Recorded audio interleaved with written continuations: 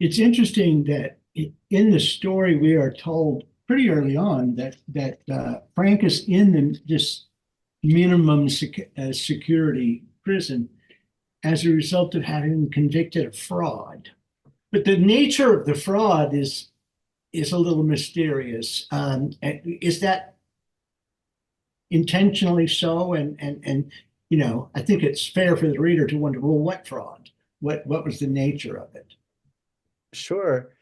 So it is left it is left vague. It's not really gotten into, but ultimately it's in the other novel it goes into it more. Ultimately, it was mail fraud is what the charge was, because he was healing people and he was taking money for it, and so that's where they went after him. It was mail fraud that they charged him with. But in the other novel, it goes into it a little bit more, and I kind of considered going into it more, but I wanted to leave his past more of a general background in that regard.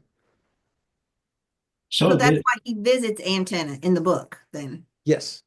Okay. Yep, absolutely. So, the first novel sheds light on a lot of those events, and so that antenna was a big moment in his life. He met that he met his wife around that area, and also that was when his life really changed. Him and his brother Henry, both their lives changed quite a bit when they got that deal with the radio station, and really, their reach grew exponentially.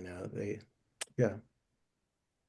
but he has a kind of crisis of faith uh, at some point earlier on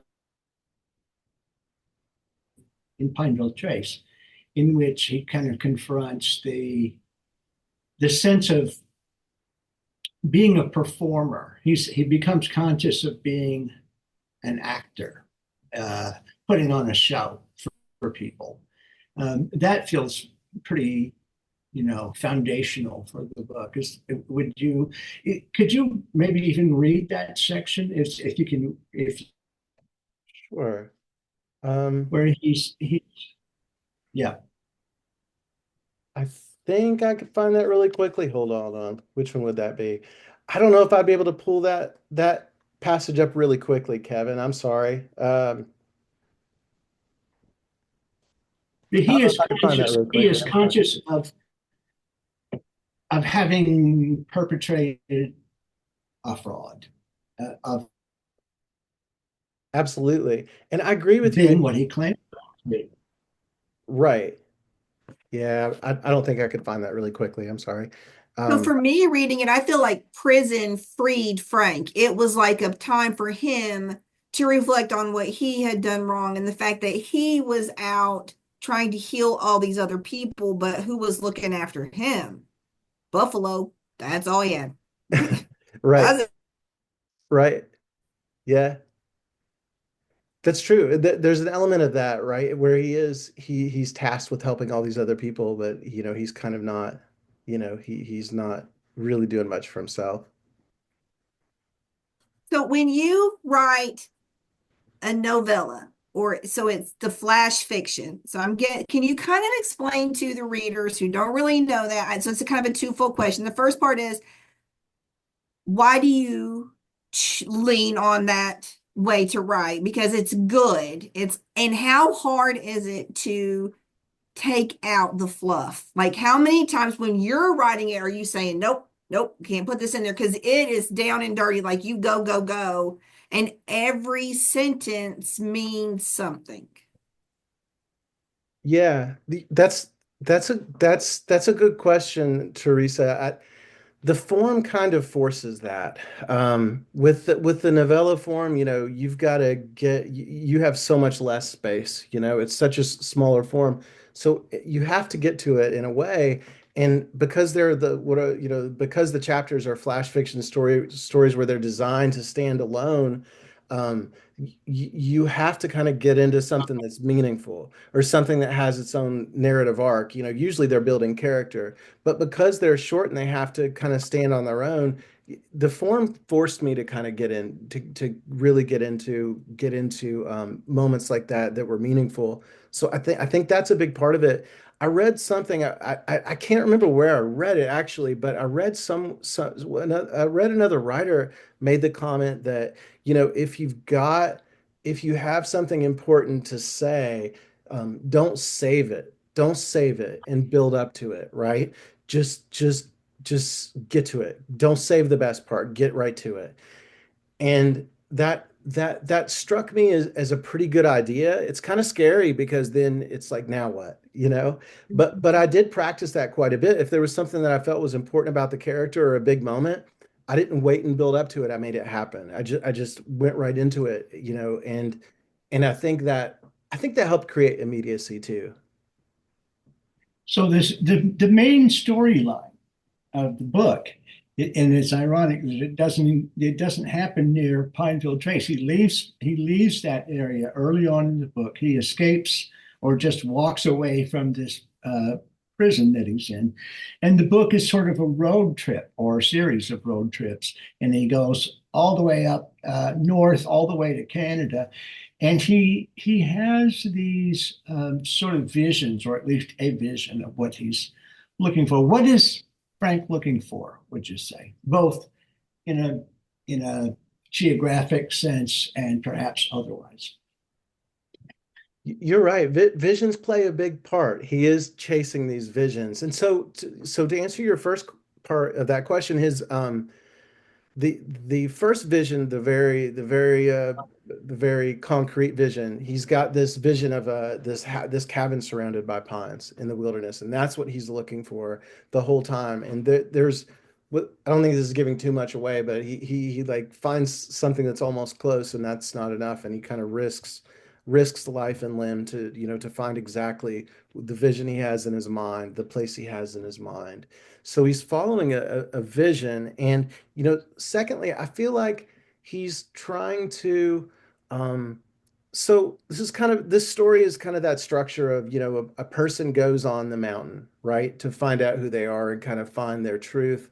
And this story fits in that mold, that archetype. And so I think a lot of what he's searching for is to his authentic. The word authentic is a bit overused, but I think he's looking for his true self. And you had mentioned earlier, he's confronting himself for being an actor. And I wish I could find that passage because that's fun. It's a fun passage to read, but he's confronting himself from that for the artifice of it, and he's kind of fallen into this practice of playing a part and being an actor.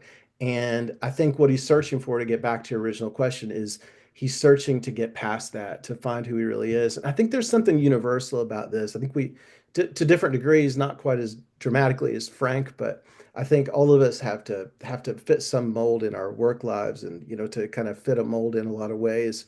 And so yeah, he's trying to get past all that. But that has to happen in this specific place, which is a real place, it turns out, and he Yes. does find it, right? But that's not the end of the story, not even close. Right, right. And that kind of goes back to what Teresa had asked about how did, how the book sometimes gets right to the immediacy of things.